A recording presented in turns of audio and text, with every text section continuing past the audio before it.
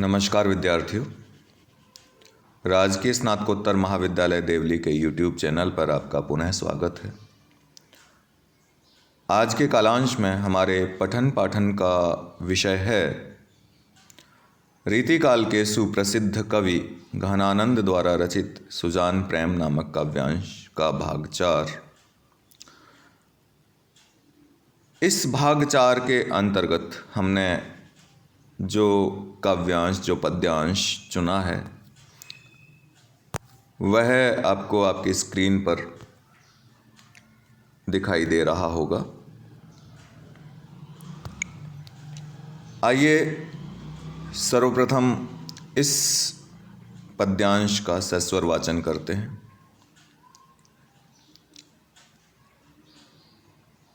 ये सवैया छंद में है, गेय है। यदि किसी का कंठ मधुर है तो वह इसका अत्यधिक प्रभावशाली और कर्णप्रिय सस्वर वाचन कर सकता है। मैं आपके लिए प्रयास करता हूँ। अति सूधो स्नेह को मार्ग है, जहाँ न कुसया नप बांक नहीं। तहाँ सांचे ढ चलें तजी आपन पहुँच के कपटी जे निशांक नहीं। अति सूधो स्नेह को मार्ग है, जहाँ न कुसया नप बांक नहीं। तहाँ सांचे चलें तजी आपन पोझज के कपटी जे निशांक नहीं। घन आनंद प्यारे सुजान सुनो, यहाँ एक ते दूसरी आंक नहीं। तुम कौन दो पाटी पड़े हो लला, तुम कौन दो पाटी पड़े हो। कहो मन में मन लेहू पे देहू छटांक नहीं। घन आनंद प्यारे सुजान सुनो, घन आनंद प्यारे सुजान सुनो। इत एकत दूसरो आंक नहीं। तुम कौन दो पाटी पड़े हो, कहो मन लेहू पे देहू छटांक नहीं। ये इसका सस्वर वाचन था। आइए इसके कुछ कठिन शब्दों पर गौर करते हैं ताकि आप इसका अर्थ व भावार्थ हृदयंगम कर पाएं। सूधो शब्द आया है और सूधो का अर्थ है सीधा अथवा सरल। सयानप का अर्थ है सयानापन, चालाकी, चतुराई। नैकु शब्द का अर्थ है तनिक भी, थोड़ा सा। ये बांक हो गया है लेकिन ये बौंक हो गया है, लेकिन ये बांक है। बांक का अर्थ है वक्रता, कुटिलता अथवा टेढ़ापन। सांचे का अर्थ है सच्चे अथवा वास्तविक प्रेमी। तजी शब्द का अर्थ है छोड़कर और आपनपव का अर्थ है निज स्वरूप, आत्मस्वरूप अथवा अहंकार। झझके का अर्थ है झिझकते हैं, हिचकिचाते हैं। निशांक, निशांक शब्द का अर्थ है निःशंक अर्थात शंका रहित, संदेह रहित। निशांक नहीं आया है तो निशांक नहीं का अर्थ हो गया जो निशंक नहीं है, अर्थात जो शंकाशील हैं अथवा संदेहग्रस्त हैं। यहाँ एक ते दूसरो आंक नहीं, इसका सम्मिलित अर्थ हो जाएगा कि नायिका के संदर्भ में कि हमारे हृदय में एक के अतिरिक्त दूसरा अंक, दूसरा चिन्ह, दूसरी छाप नहीं है। केवल तुम्हारी छाप या तुम्हारा चित्र ही, तुम्हारा प्रभाव ही मेरे मन पर है। कौन धो, कौन धो का मतलब कौन सी। पाटी पढ़े हो यानी पट्टी पड़ी है, सबक सीखा है, पाठ पढ़ा है, शिक्षा ग्रहण की है। छटांक, छटांक एक तौल की इकाई है। पहले तौल की एक इकाई हुआ करती थी सेर, तो सेर का 16वां भाग अथवा मन, मन का, मन भी तौल की इकाई है। 1 मण, 2 मण, 3 मण ऐसे आपने सुना होगा। तो उस मन का 640वां भाग छटांक कहलाता है। और इसका लाक्षणिक अर्थ हो गया अत्यल्प, बहुत थोड़ा, अथवा छठा अंक।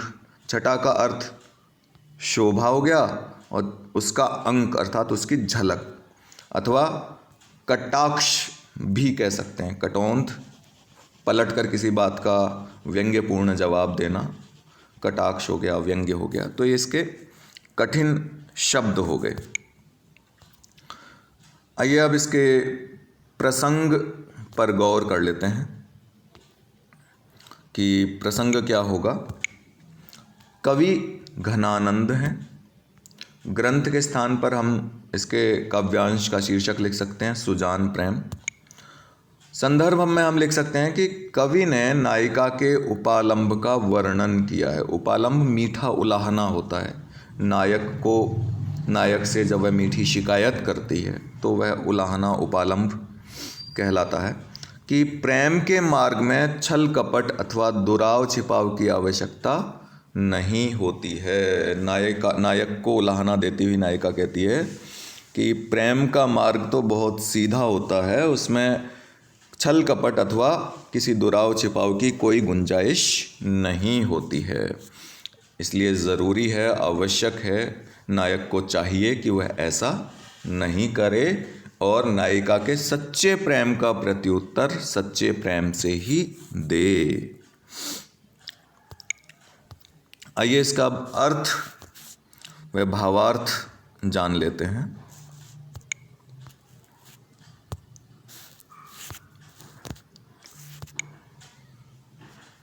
अति सूदो स्नेह को मार्ग है, जहाँ न कुसया नप बाक नहीं। जहाँ सांचे चले तजी आपन पो झझके, कपटी जे निशांक नहीं।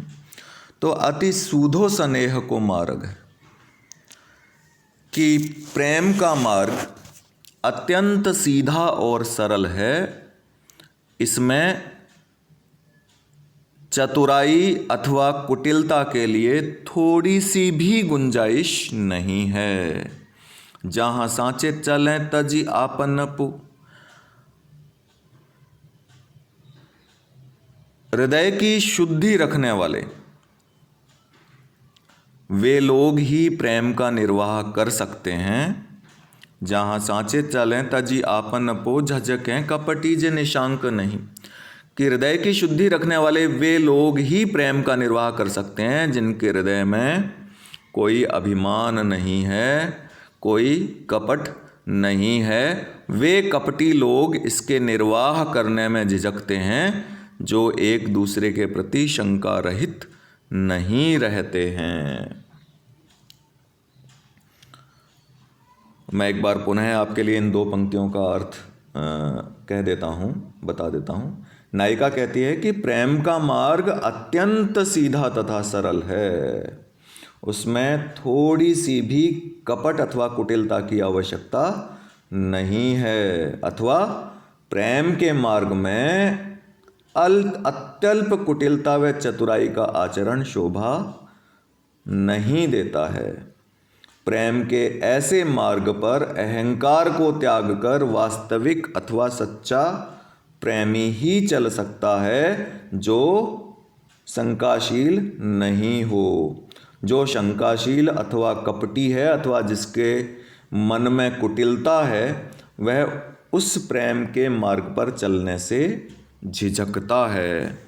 घन आनंद प्यारे सुजान सुनो, घन आनंद प्यारे सुजान सुनो, यहाँ एकते दूसरी आंक नहीं। तुम कौन दो पाटी पड़े हो लल्ला, मन लेहू पे देहू छटाक नहीं। अत्यंत सुंदर पंक्तियां हैं। आगे कवि कहता है, घनानंद सुजान को संबोधित करते हुए कहते हैं कि हे प्यारे सुजान सुनो। यहाँ सुजान का अर्थ श्री कृष्ण भी होगा और उनकी प्रेयसी सुजान भी होगी। अत्यधिक प्रेमी को संबोधित करते हुए, प्रेयसी को संबोधित करते हुए अथवा नायक श्री कृष्ण को संबोधित करते हुए कह रहे हैं कवि नायिका के माध्यम से, गोपी के माध्यम से कि सुनो, मेरे हृदय में तो केवल तुम्हारे प्रेम की ही एकमात्र छाप है और इसमें और किसी के प्रति प्रेम नहीं है। लेकिन तुमने जाने कैसी शिक्षा पाई है कि तुम्हारी ओर से मुझे प्रेम प्राप्त नहीं होता है, या तुम किन लोगों के बहकावे में आ गए हो कि तुम मेरा मन तो ले लेते हो किंतु बदले में अपने मन की या अपनी छटा की मधुर मूर्ति के थोड़े से भी दर्शन नहीं कराते हो। अर्थात तुमने मेरा पूरा मन अपने वश में कर लिया है, लेकिन अपने मन का, अपने प्रेम का एक थोड़ा सा भाग भी मुझे प्रदान नहीं करते हो। मैं एक बार पुनः आपके लिए दोहरा देता हूँ कि कवि कहते हैं कि ये अत्यधिक आनंद देने वाले सुजान प्रियतम, ये तुम जान लो कि मेरे हृदय में तुम्हारे अतिरिक्त कोई दूसरी छाप नहीं है, अर्थात मेरे हृदय में केवल तुम्हारी ही छाप है, तुम्हारा ही प्रेम बसा हुआ है। मैं मात्र तुमसे ही प्रेम करती हूँ, मैं तुम्हारे अलावा अन्य किसी से प्रेम नहीं करती हूँ। किंतु तुम बताओ कि तुम कौन सी पट्टी पढ़े हो, कौन सी शिक्षा तुमने ग्रहण की है, किन लोगों से तुमने ये सीखा है कि जो मेरा मन तो अपने प्रेम से भर लेते हो, किंतु मेरा मन चुराकर छटांक भर भी प्रेम, थोड़ा सा भी प्रेम मुझे वापस नहीं करते हो, मुझसे नहीं करते हो या मुझे प्रतिदान नहीं करते हो। इसमें आइए विशेष बातों का अध्ययन कर लेते हैं। विशेष में हम लिख सकते हैं कि कवि ने स्पष्ट किया है कि प्रेम के मार्ग में छल कपट की आवश्यकता नहीं होती है। प्रेम का व्यापार तभी चलता है जब दोनों ओर से हृदय शुद्ध रहता है। और इसमें बहुत सारे मुहावरों का प्रयोग हुआ है, जैसे सीधा मार्ग होना, बाँक न होना, दूसरा आँक न होना, मन होना, छटाक न देना। ये सब मुहावरे हैं और इनका बहुत ही व्यंजनापूर्ण प्रयोग किया गया है, जो कवि की सिद्धि का, कवि के प्रतिभाशाली होने का प्रत्यक्ष प्रमाण है। अलंकार श्लेष और अनुप्रास अलंकार इसमें विद्यमान है और छंद है आपका सवैया। तो ये आपको विशेष रूप से याद रखना है। भाषा संबंधी विशेषताएं, मुहावरों का प्रयोग है, श्लेष व अनुप्रास अलंकार विद्यमान है और छंद है सवैया। आइए आज का गृह कार्य अंकित कर लेते हैं। साधारण सा गृह कार्य है कि इस पद्यावतरण में आए प्रयुक्त अलंकारों का नामोल्लेख कीजिए। जो जो अलंकार इस पद्यांश में आए हैं, 2 ही अलंकार आए हैं, आपको याद होगा, उनका नाम का उल्लेख करना है, साथ ही आपको छंद भी याद रखना है। तो आज के कालांश के लिए बस इतना ही। आप सब लोगों का बहुत बहुत धन्यवाद।